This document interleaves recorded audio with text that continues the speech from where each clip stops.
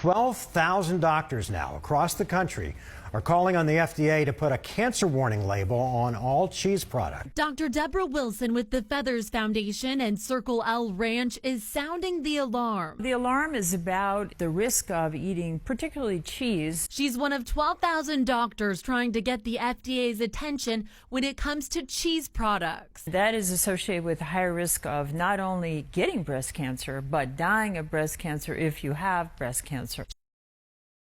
Is particularly American cheese, cheddar cheese, and cream cheese. I wouldn't eat it. Breast cancer remains one of the leading causes of death in women, and now we're learning that this may play a role in that. This Breast Cancer Awareness Month, a group of more than 12,000 doctors is sounding the alarm about a new risk. This is a concern for every woman, not just someone who's had a diagnosis. That concern, cheese. Doctors say the high-fat dairy product contains high levels of estrogen, which research shows can lead to increased risk of both diagnosis and death from breast cancer. One study showing women who consumed the most cheese had a 53% higher risk of getting the disease. That's why the Physicians Committee for Responsible Medicine is urging the FDA to put cancer warning labels like this on cheese. There's enough evidence here to ask or suggest that women should go ahead and pass on the cheese. The committee issued this petition to the FDA on October 3rd. No response so far, though it has generally opposed adding warning labels to foods and drinks. Crosby, however, is optimistic about the plea, hoping it will require manufacturers to do more to promote breast cancer awareness than just slap a pink ribbon on products. Which makes it look like these foods might be beneficial for breast cancer, or at the very least not harmful, when really it appears that the opposite is true. It just sends my blood pressure up a little bit. Cheese is very high in calories. It's very high in fat, 70% fat, 70. And most of that fat is in the form called saturated fat. That's the fat that raises your cholesterol and is linked to Alzheimer's disease. You know, cheese averages 60 to 70% fat. When you take, 2 gallons of milk and concentrate it down to a pound of cheese, you got all of those morphine-like reward compounds concentrated in that cheese. And yeah, when people eat it, they're like, this is awesome. It's a perversion of what nature intended, and it's making people eat this artery-clogging, disease-causing stuff. When an adult human ingests something that starts to make our cells want to try and grow, our cells really can't grow. But what they can do is become tumors.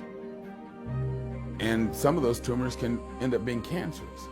And that's one of the reasons that you see that dairy foods are associated with cancer growth.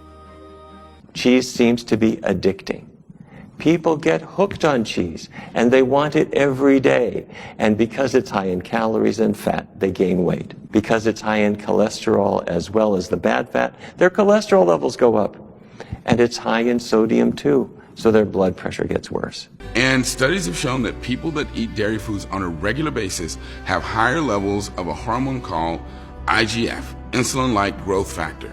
And insulin-like growth factor is a known cancer promoter. There's nothing about having excess hormones in the body that benefits the body. If anything, it overtaxes the organs, and as I said, over the long haul, will lead to disease. Hi, I'm Dr. Neil Barnard. I've got 3 facts about cheese that you need to know about. The first is, if somebody hasn't washed their feet in a good long time, you don't want to sit too near them. That's because brevibacteria on their skin are producing these smelly compounds. Well, those very same bacteria are used to produce Munster and Limburger and other stinky cheeses. Brevibacteria, stinky feet, stinky cheese. Second thing, bacteria in your digestive tract make something called butyric acid.